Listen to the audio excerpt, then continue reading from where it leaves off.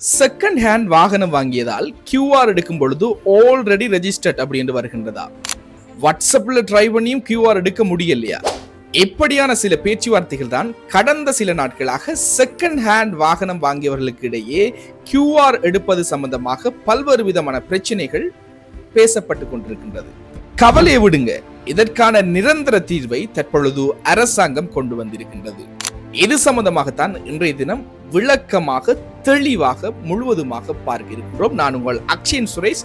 இது நம்ம exotic YouTube தளத்தினுடைய talk with information பகுதி. முழுமையாக வீடியோவை ஸ்கிப் பண்ணாம பாருங்க, அப்பதான் இந்த விஷயங்கள் முழுவதுமாக நீங்கள் புரிந்து கொள்ளக்கூடியதாக இருக்கும். கியூஆர் எடுப்பது சம்பந்தமாக ஏற்கனவே 2 வீடியோக்கள் போட்டிருந்தோம். கடந்த வீடியோவில் வாட்ஸ்அப் மூலமாக எப்படி ட்ரை பண்ணலாம் என்று சொல்லியிருந்தோம்.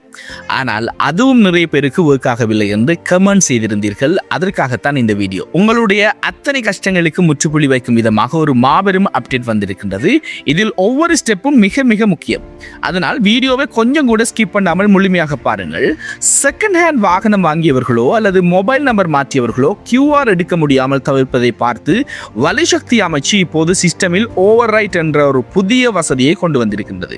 இதன் மூலம் உங்கள் வாகனம் ஏற்கனவே வேறொருவருடைய மொபைல் நம்பரில் பதிவு செய்யப்பட்டிருந்தாலும் இப்போது நீங்கள் உங்களின் புதிய நம்பரில் அதனை மாற்றிக்கொள்ள முடியும். பழைய பதிவுகள் முழுமையாக நீக்கப்பட்டு உங்கள் பெயரில் புதிய கியூஆர் கோட் கிடைக்கும். ஸ்டெப் பை ஸ்டெப்பாக விளக்கத்திற்கு போவதற்கு முன்பு நீங்கள் கவனிக்க வேண்டிய ஒரு மிக முக்கியமான கட்டுப்பாடு ஒன்று இருக்கின்றது. இந்த ஓவர் ரைட் வசதி இந்த வருடம் மார்ச் 14ஆம் தேதிக்கு முன்னர் செய்யப்பட்ட கியூஆர் பதிவுகளுக்கு மட்டும்தான் என்பது மிக முக்கியமான ஒரு விஷயம். அதற்கு தான் அது பொருந்தும். மார்ச் 14க்கு பிறகு யாராவது பதிவு செய்திருந்தால் அதனை ஓவர் ரைட் செய்ய முடியாது என்பதை தெளிவாக புரிந்து கொள்ளுங்கள். சரி, இப்போது இதை எப்படி பதிவு செய்வது என்று மிக தெளிவாக பார்ப்போம்.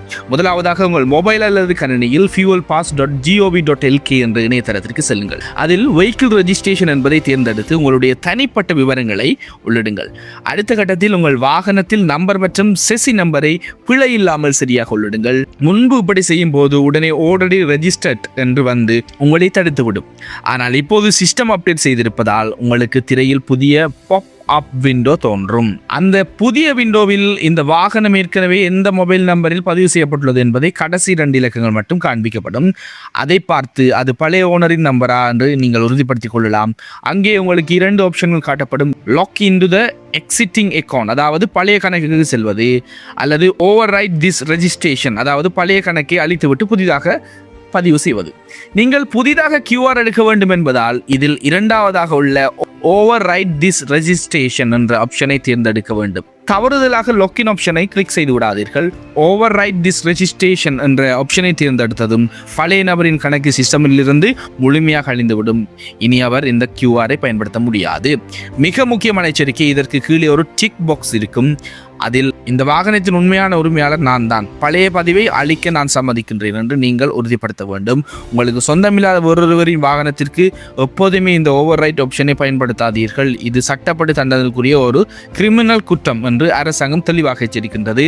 இதை மனதில் வைத்துக் கொள்ளுங்கள் நண்பர்களே. இவ்வளவுதான் விஷயம். இதை கொடுத்ததும் சிஸ்டம் உங்களின் புதிய பதிவை ஏற்றுக்கொண்டு உங்களுக்கு புதிய கியூஆர் கோட்டை வழங்கிவிடும்.